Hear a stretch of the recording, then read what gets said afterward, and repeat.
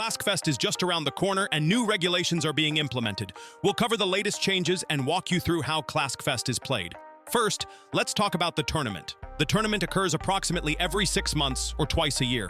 The first tournament of the year is held in March and is an invite-only event organized by the host. The second tournament takes place in September and is open to all current participants as well as those who have received an invitation from another contestant. The final tournament consists of only 10 total competitors. If there are more than 10, qualifiers will occur. Then, they will battle it out in a double elimination for the ultimate Klaskfest champion. Now, how to enter the championship. If you have participated in the Klaskfest championship before, you can use the registry form on the Klaskfest website linked in the description.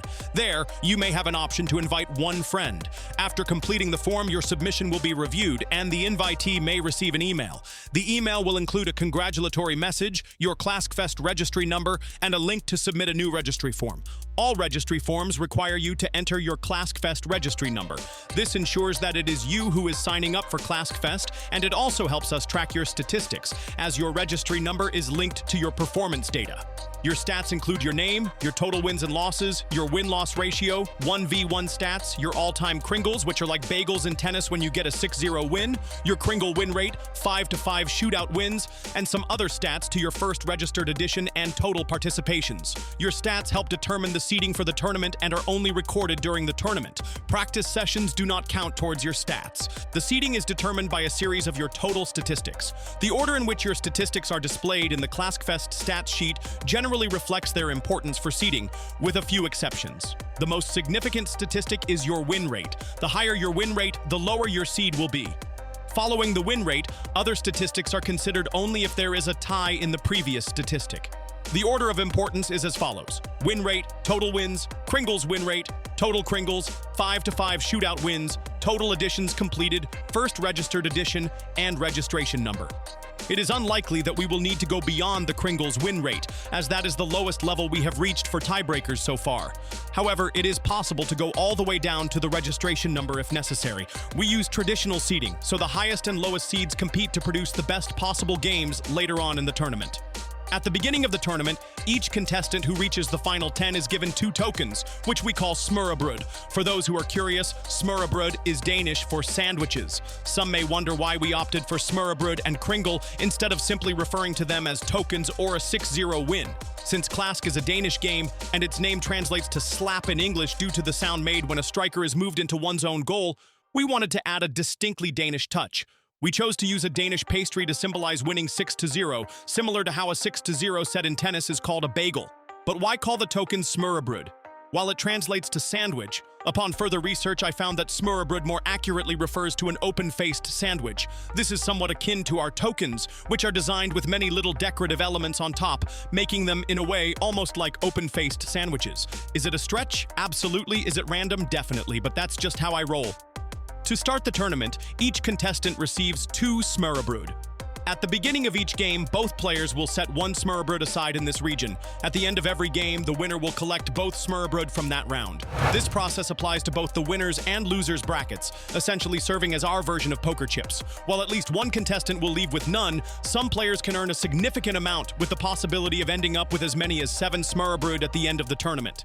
Do these serve a purpose, and can I keep them? Absolutely. Smørrebrød plays a unique role in the following championship. After the tournament is over, you can take them home and keep them. They only gain value over time. At the beginning of the next championship, these smørrebrød can be exchanged for a percentage of the entry fee, depending on the condition. Each coin can provide as much as 5% off the entry fee. Although the buy-in currently is only $5, eventually the price to participate may increase to raise the cash rewards as well.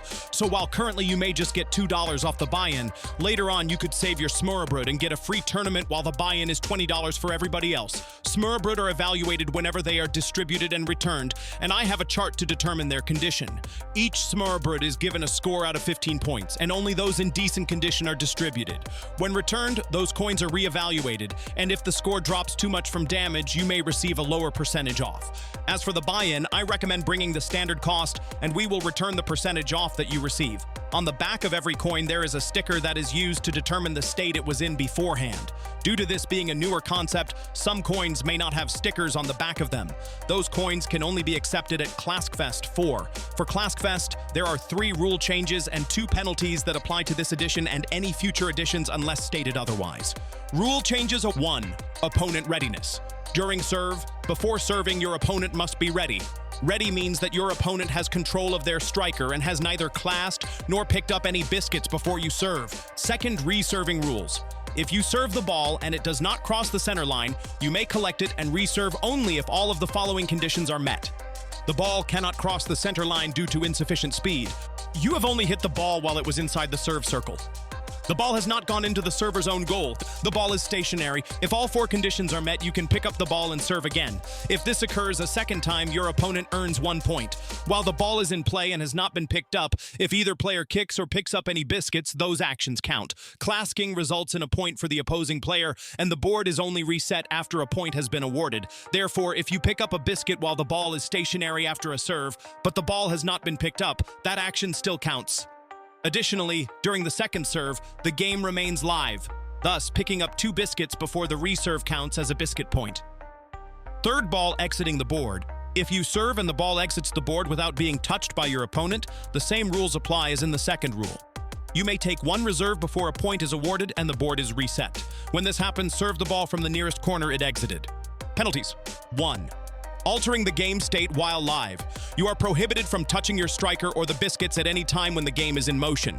You are only allowed to touch the ball during a reserve. Additionally, do not touch the blue part of the board while the game is in motion. 2.